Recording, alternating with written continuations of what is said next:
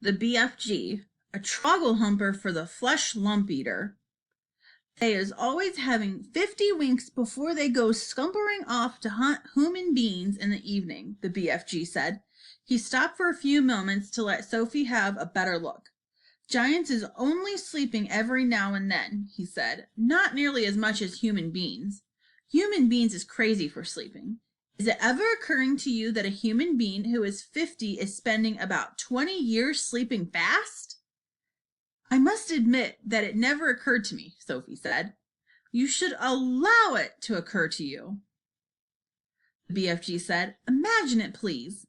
The human being who says he is 50 has been fast asleep for 20 years, and this is not even knowing where he is, not even doing anything, not even thinking. It's a funny thought, Sophie said.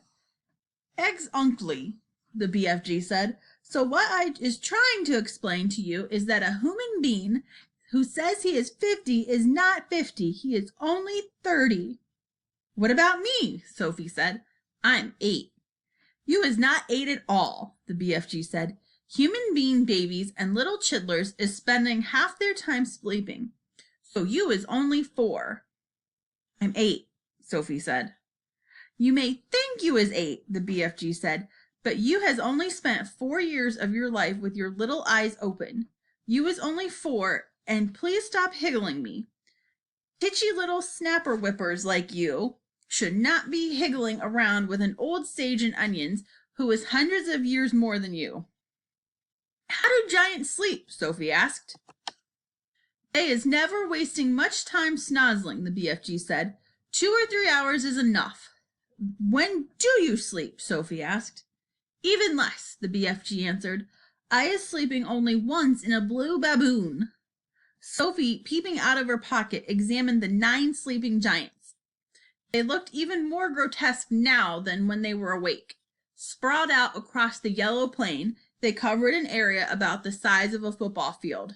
Most of them were lying on their backs, with enormous mouths wide open, and they were snoring like foghorns. The noise was awful.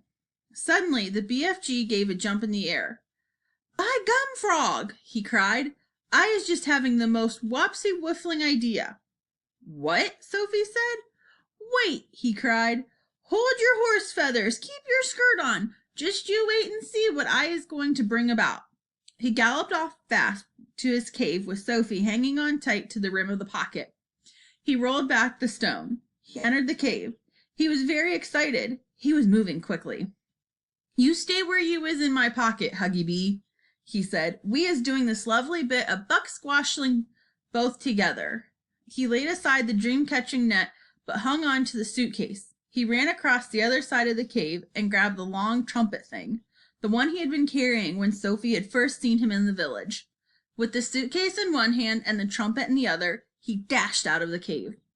What is he up to now? Sophie wondered. Peep your head up good, the BFG said. Then you will get a fine winkle of what is going on. When the BFG came near to the sleeping giants, he slowed his pace. He began moving softly. He crept on his toes towards the ugly brutes. They were still snoring loudly. They looked repulsive, filthy, diabolical. The BFG tiptoed around them. He went past the gizzard gulper, the blood bottler, the meat dripper, the child chewer. Then he stopped. He had reached the Fleshlumpeater. He pointed at him. Then he looked down at Sophie and gave her a big wink. He knelt down on the ground, and very quietly he opened the suitcase. He took out of it the glass jar containing the terrible, nightmarish Trogglehumper. At that point, Sophie guessed what was going to happen next. Hatoosh, she thought. This could be rather dangerous. She crouched lower in the pocket so that only the top of her head and her eyes were showing. She wanted to be ready to duck out of sight very fast should anything go wrong. They were about 10 feet away from the Fleshlumpeater's face. The snorting noise he was making was disgusting.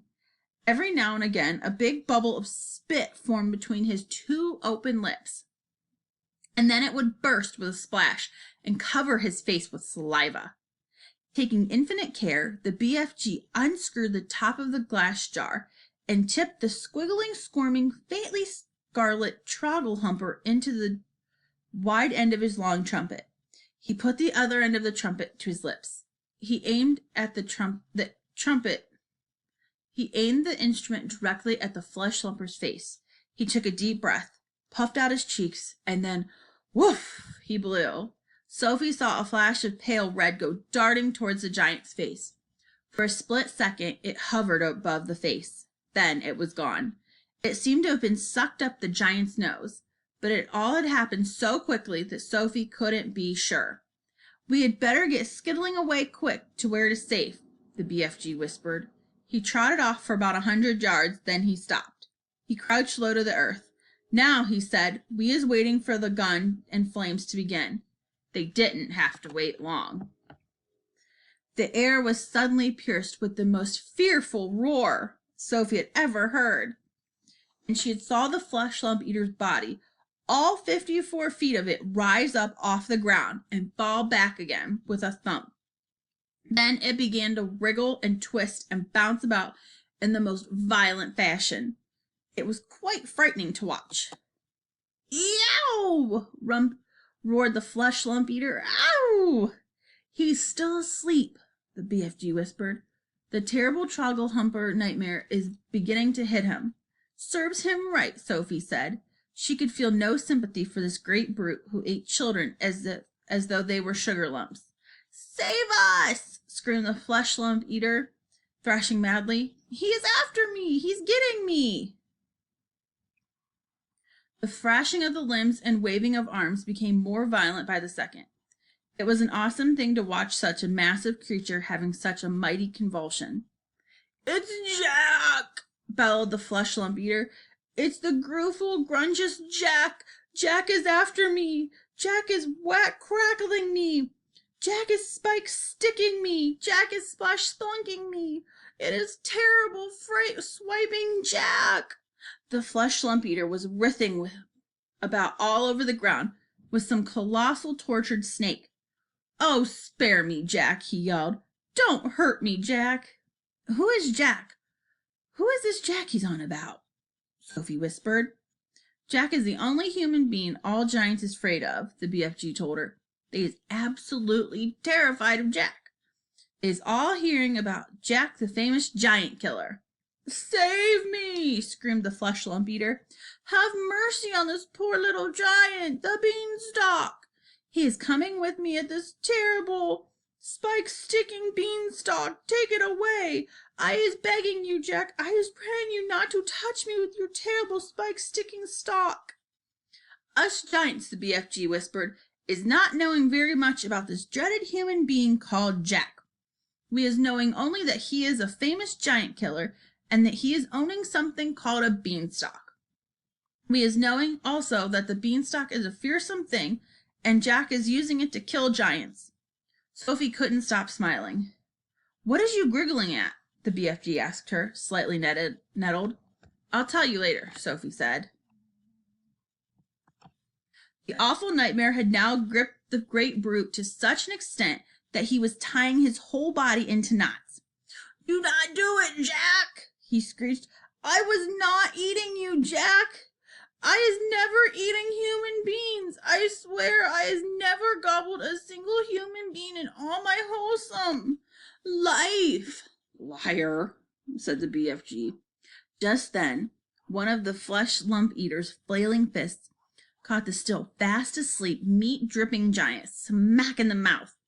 At the same time, one of his furiously thrashing legs kicked the snoring, gizzard-gulping giant right in the guts. Both the injured giants woke up and leaped to their feet. "He is swiping me right in the mouth," yelled the meat dripper. "He is bung-swoggling me smack in the guts," shouted the gizzard gulper. Then the two of them rushed at the Fleshlumpeater and began pounding him with their fists and feet. The wretched Fleshlumpeater woke up with a bang. He woke up straight from the one nightmare into another. He roared into battle, and the bellowing, thumping, rough tumble with a bang. He woke straight up from one nightmare into another. He roared into battle, and in the bellowing thump, rough, and tumble that followed, one sleeping giant after another either got stepped upon or kicked. Soon, all 9 of them were on their feet, having the most almighty free-for-all. They punched and kicked and scratched and bit and butted each other as hard as they could. Blood flowed, noses went crunch, teeth fell out like hailstones. The giants roared and then screamed and cursed, and for many minutes the noise of the battle rolled across the yellow plain. The BFG smiled wide of absolute pleasure. "I is loving it when they is all having a good toughened rumble," he said. "They'll kill each other," Sophie said. "Never," said the BFG. "Those beasts is always bishing and walloping at one another. Soon it will be getting dusky, and they will be galloping off to fill their tummies." "They're coarse and foul and filthy," Sophie said. "I hate them." As the BFG headed back to the cave, he said quietly, "We certainly was putting that nightmare to good use, wasn't we?" "Excellent use," Sophie said. "Well done, you."